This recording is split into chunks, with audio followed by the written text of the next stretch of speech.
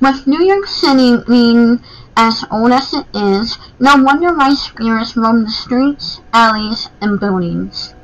With many of these lost souls that were misplaced due to rain and mafia activity, Mulberry Street is probably one of the most haunted streets in New York City. New York City is known for its diverse and authentic neighborhoods. You can work your way through all the broads of Manhattan and experience cultures from around the world.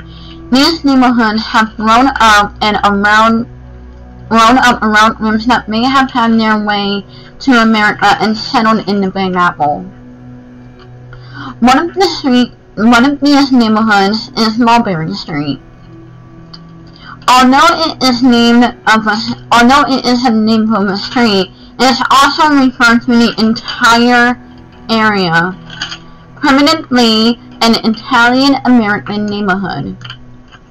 This is the area is both famous and infamous.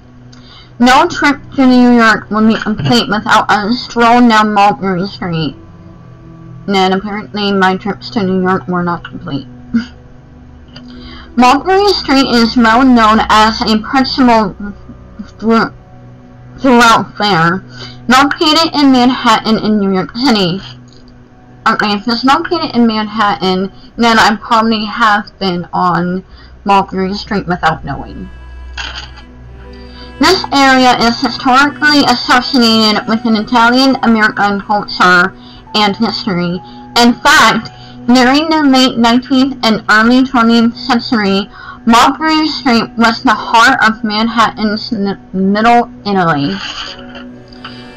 The street itself has been listed on maps of the area dating back to at least 1755. The Bend and Mulberry, where the street changes direction from southeast to northwest to a northerly direction, was deliberately made in order to avoid the wetlands that surrounded the collecting pond. During the time of the American Revolution, Mulberry Street slaughterhouse of Nicholas Maynard was on what is now southwest corner of Mulberry and Brandon Street. The slaughterhouse was located there until the summer of 1784, when it was ordered to be removed to Horler's Hook. Mulberry Bend, which is formed by Mulberry Street on the east and Orange Street on the west, and it was historically part of its core of the infamous 5 points. This included southwest corner of Mulberry Street Bend, which formed part of the 5 points intersection, for which the neighborhood was named.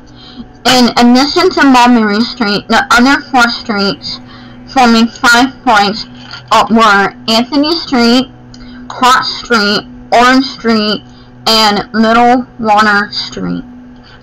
A pub building is located near north end of the street and on the southwest corner of Houston Street. Further south, you'll find St. Patrick's old cathedral standing in the churchyard, the source of most precious blood. Found at 113 Baxter Street, it was built by Italians.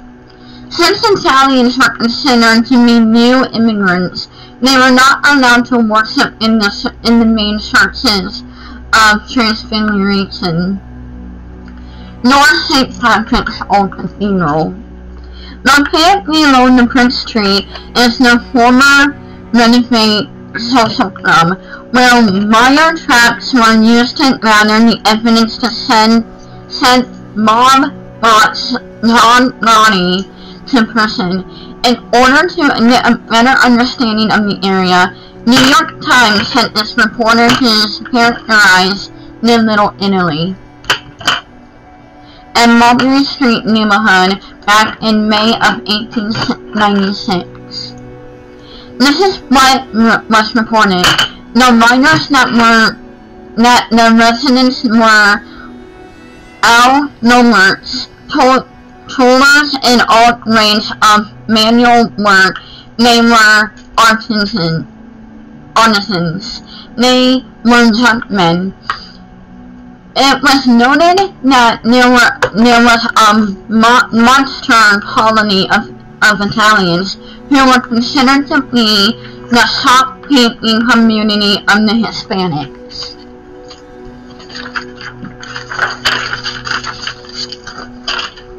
The reporters found all sorts of stores: medicines, groceries, fruit impairments, tailors, shoemakers, wine merchants, importers, and musical instrument makers. There are notaries, lawyers, doctors, apothecarians, and undertakers. It was also noted that there were more makers among the Italians than among any other nationality except the Germans in the city.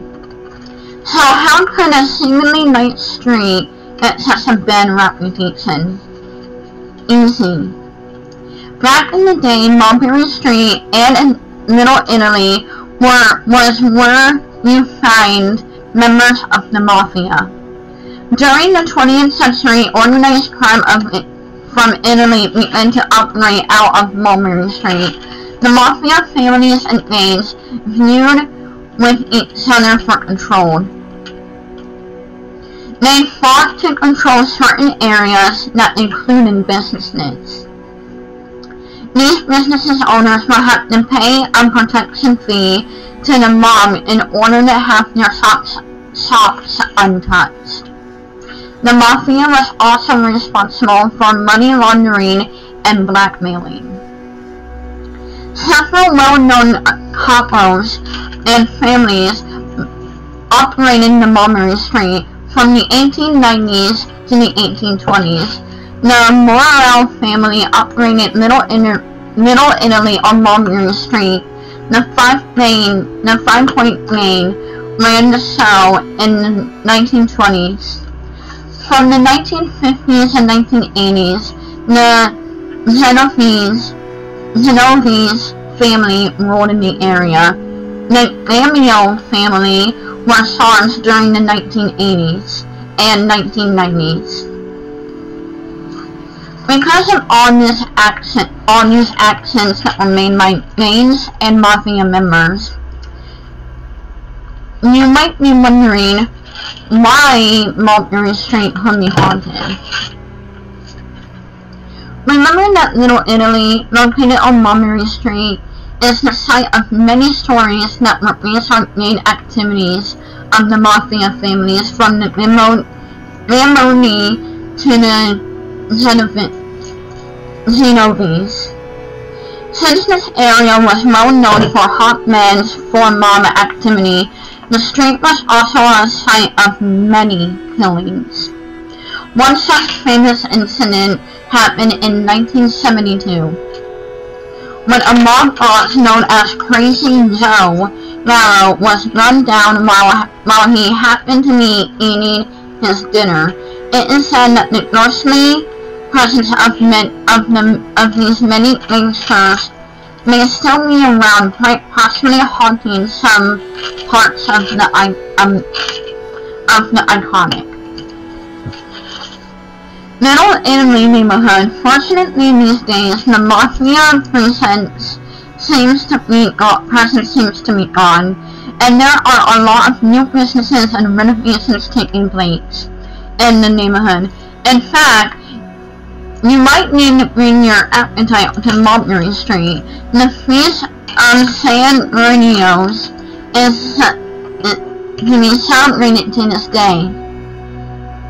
It is the largest Italian-American festival in New York City, and quite possibly the biggest in the United States. In addition, there are shops along the strip that are noted for their fresh, homemade mozzarella and plenty of old world style delis.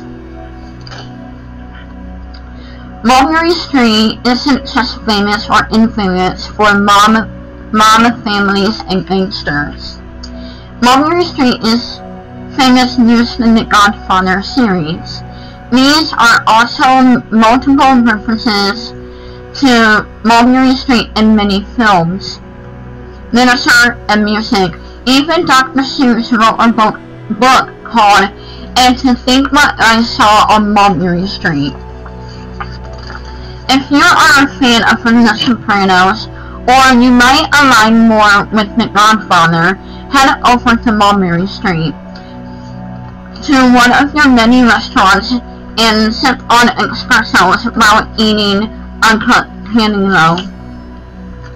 You can also just picture it must have been like for the immigrants who permanently came from Naples and Sicily. If you walk around some more, you may notice a blood stain on the sidewalk. Maybe it's from a mobster.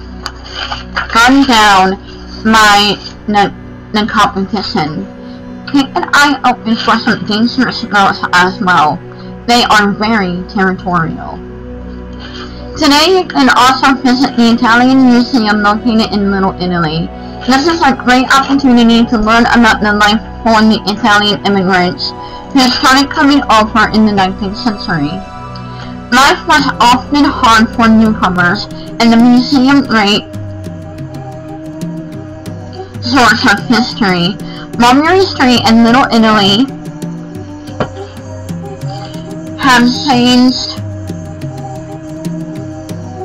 radically since their earlier days. Excuse me, I don't know what's wrong.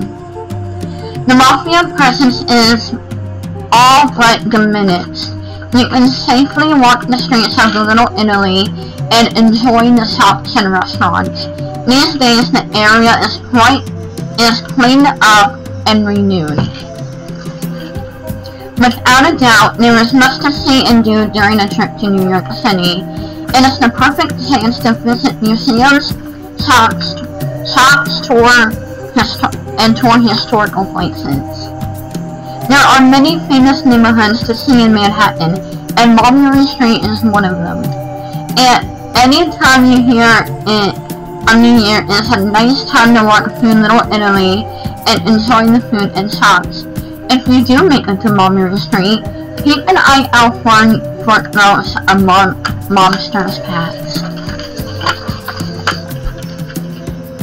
So, with that being said, now that I know it on Manhattan, I probably have been on Mulberry Street without knowing.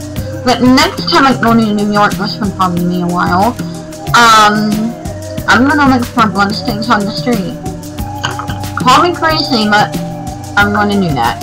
I mean, in reality, I am a little bit crazy. Anyway, thank you for watching my channel and videos. Please remember to like, comment, and subscribe. As always, I am Haunting Girl, and I'll spook you later. Until next time, pleasant dreams.